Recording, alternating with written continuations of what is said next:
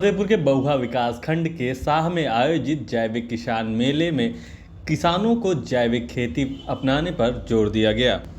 उप कृषि निदेशक राम मिलन सिंह परिहार के निर्देशन में Isha Agritech private limited company Indore व कृषि विभाग के संयुक्त तत्वाधान में आयोजित इस किसान मेले में केवी के थरियाओं के कृषि वैज्ञानिकों ने भी प्रतिभाग किया, जहां किसान मेले में किसानों को मोटे अनाज की उपयोगिता के बारे में बताया गया। साथ ही किसानों को मोटे अनाज की कृषि करने के लिए प्रेरित किया गया। कृषि मेले में किसानों ने अपने अपने विचार साझा किए। आपको बताते चले, वर्ष 2023 मोटे अनाज वर्ष के रूप में मनाया जा रहा है। कृषि विज्ञान केंद्र लगातार किसानों के बीच जा करके मोटे अनाज की उपयोगिता, उपलब्धता तथा उसके लाभ के बारे में किसानों को जागरूक कर रहे हैं। इन प्रयासों का नतीजा है कि अब किसान मोटे अनाज की कृषि की ओर बढ़ रहे हैं।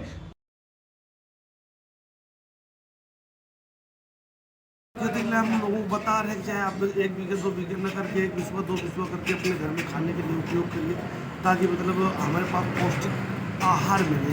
पौष्टिक आहार बहुत अनिवार्य है। आजकल लोग गेहूँ चावल खा करके अपने शरीर की रोग प्रतिरोधक क्षमता नष्ट कर चुके हैं। तो अगर मोटा अनाज का हम सेवन नहीं करेंगे तो हमारी शरीर की जो रोग प्रतिरोधक क्षमता वो नष्ट होती जा रही है। तो इसके लिए हमें मोटे अनाज को अनिवार्य रूप से भोजन की थाली में लेना है। आपके माध्यम से ये देना चाहिए, संदेश देना चाहिए कि सभी किसान भाइयों को मोटे अनाज पर और प्राकृतिक संसाधन पर, बाजार आधारित नहीं, अपने स्वनिर्मित खाद दवा पर खेती करना चाहिए और अपनी आय बढ़ानी चाहिए। पूरे देश में अब ये स्थिति आ गई थी कि जो उत्पादन होता था, जो लागत लगती थी, वो दोनों बराबर होने लगी। कृषक को उसमें घाटा होने लगा। दूसरी बात, जब ये अनाज जो उत्पन्न हो रहा है, हमारे यहाँ का सब्जी जो उत्पन्न हो रही है, दूध जो हो रहा है, उसमें इतनी मिलावट होने लगी, क्योंकि सबको देना है, सबके पास पहुँचना है। तो अब भारत सरकार का तो ये नियम होता है कि भाई अपनी जनता थोड़ा भूख को मारेगी।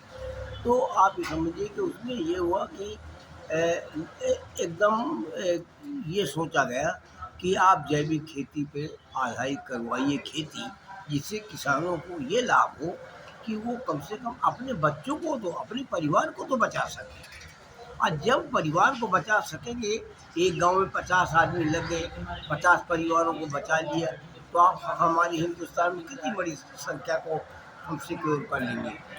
इसलिए जैविक खेती की आज के युग में बहुत ही आवश्यकता है कि जब कोई चीज़ शुरुआत की जाती है, हमारे यहाँ किसान काफ़ी किसान हैं, 65-70% के करीब है जो ये खेती कर रहे हैं, वो ढंग से नहीं हो रही।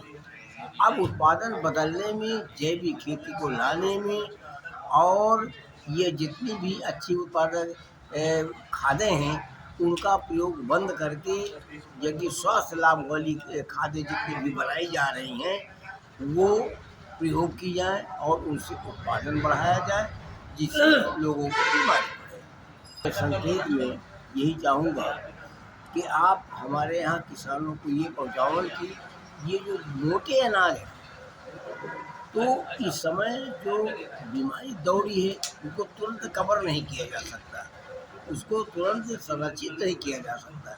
इसलिए हमें ज़्यादा आवश्यक है कि किसानों को जितने भी हैं, चाहे शहर तक जनता है, ये मोटे अनाजों का अगर प्रयोग शुरू हो जाए तो उससे ये होता है कि पाचन क्रिया शुद्ध रहती है, आदमी को बोलने की क्षमता बढ़ती है, ताकत आती है।